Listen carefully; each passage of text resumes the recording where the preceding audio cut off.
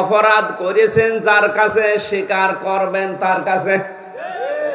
আমাদের দেশের নিয়ম উল্টা, অপরাধ করার পরে পীরের কাছে যে বলে হুজুর তওবা করিয়ে দেন। আরে ভাই, তুই কি অপরাধ হুজুরের কাছে করিস? অপরাধ করলে তুই হামজার কাছে, আর তওবা করছে পীরের কাছে। আগে আমার কাছে আয়, আমারে বল যে আপনার এই ক্ষতি আমি করে ফেলেছি, আমি স্বীকার করছি যে আমি অপরাধী, আপনি আমারে মাফ করেন।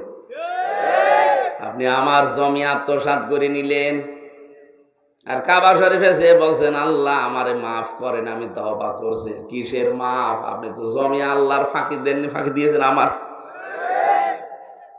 কত মানুষ হজে যাওয়ার আগে ছেলের নামে ভালো ভালো জমিগুলো সব লিখে দেয়, আর মেয়ের মাথায় হাত দিয়ে বলে মা তোর জমি। চ্যানেলটি সাবস্ক্রাইব করে আমাদের সঙ্গেই থাকুন।